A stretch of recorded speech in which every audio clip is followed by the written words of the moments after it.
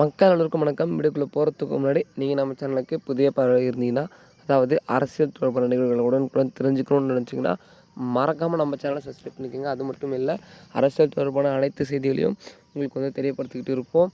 அதாவது இப்பொழுது ஒரு முக்கியமான தகவலை பற்றி தான் பார்க்க போகிறோம் மக்களே. அதுக்கு முன் வீடியோ கொஞ்சம் ஸ்கிப் பண்ணாமல் பாருங்கள். அதாவது நடிகர் அஜித் குமார் தலை உங்கள் எல்லாருக்கும் தெரியும்.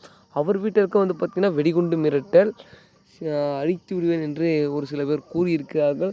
அதாவது என்ன நடந்தது, ஏன் இப்படி நடந்தது அப்படின்னு கேட்டிங்கன்னா, ரீசெண்டாக வந்து பார்த்திங்கன்னா தாவேக்காவுக்கு ஆதரவாக பேசியிருந்தார் நடிகர் அஜித். அதனாலேயா என்னவா தெரியல, அவர் வீட்டிற்கு வந்து வெடிகுண்டு மிரட்டல் வந்திருக்கு. அது மட்டும் இல்லை, வந்தவுடன் போலீஸ் வீட்டின் முன் குவிய வச்சு எந்த ஒரு அசம்பாவிதமும் நடக்காமல் தடுத்து விட்டார்கள். அது மட்டும் இல்லை மக்களே, நடிகர் அஜித் குமார் மட்டுமல்ல, விஜய்க்கு ஆதரவாக பேசியிருந்த அனைத்து நடிகர்கள் வீட்டிற்கும் வெடிகுண்டு மிரட்டல் வந்திருக்கு. இது அனைவரும் ஒரு சிந்திக்கக்கூடிய விஷயம். அதாவது விஜயை கருவில் வச்சு தாக்கி அவருக்கு ஒரு பெயரை ரொம்ப காயப்படுத்தினார்கள். இப்பொழுது அவருக்கு ஆதரவாக இருக்கும் நடிகர்கள் வீட்டிற்கு வெடிகுண்டு மிரட்டல் போகுது என்றால் என்ன நடக்கிறது தமிழகத்தில், என்ன பண்ணுறாங்க கவர்மெண்ட் அப்படின்ற ஒரு கேள்விக்குறி இருக்குது.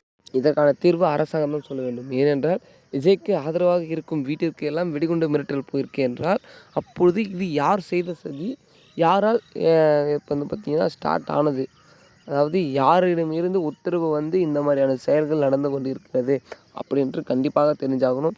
ஏனென்றால் இவர்கள் வந்து பார்த்திங்கன்னா தமிழகத்தில் மட்டும் இல்லை, இந்திய அளவில் கொஞ்சம் பெரிய ஆளுர்கள் தான். அதாவது நடிகர் தலை மற்றும் நடிகர் தளபதி இருவருமே பெரிய ரசிகர்கள், பெரிய நடிகர்கள் தான். இருந்தாலும் சரி, இவர்களுடைய இதுவும் வந்து யாரும் வெளியே காமிச்சுக்கிறது இல்லை. இதுதான் உண்மை. இவர்கள் இருவருமே தமிழகத்தில் மட்டுமே தான் நடித்து கொண்டிருக்கிறார்கள். இவர்கள் கண்டிப்பாக வெளியே போனால் இன்னும் அதிகமான சம்பளத்தில், இன்னும் அதிகமான கேரக்டரில் ஒரு பெரிய ஸ்டாராக வரலாம். ஆனால் தமிழகத்தில் ஸ்டாராக இருக்கிறதே அவங்களுக்கு ரொம்ப பிடிச்சிருக்கு. அது மட்டும் இல்லை, தாவேக்காவுடன் இணைந்த பேசினால்தான் நமது அஜித்குமார் வீட்டிற்கு வெடிகுண்டு மிரட்டல் வந்திருக்கு.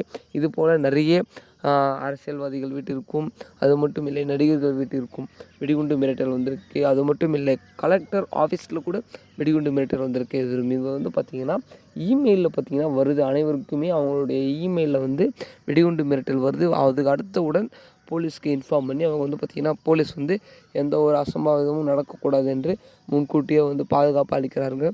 அது மட்டும் இல்லை மக்களே, இதையே தொடர்ந்து போய்கொண்டு இருந்தால் யார் வெளியும் வரமாட்டார், யாரும் உள்ளவும் போக மாட்டார். அதாவது இப்பொழுது கலெக்டர் வீட்டிற்கு வெடிகுண்டு, கலெக்டர் ஆஃபீஸ்க்கு வெடிகுண்டுனா கலெக்டர் ஆஃபீஸ்க்குள் யார் போவார்கள்? எந்த அலுவலர்களுமே சரி, நிர்வாகிகளும் சரி போகிறதுக்கு யோசிப்பார்கள்.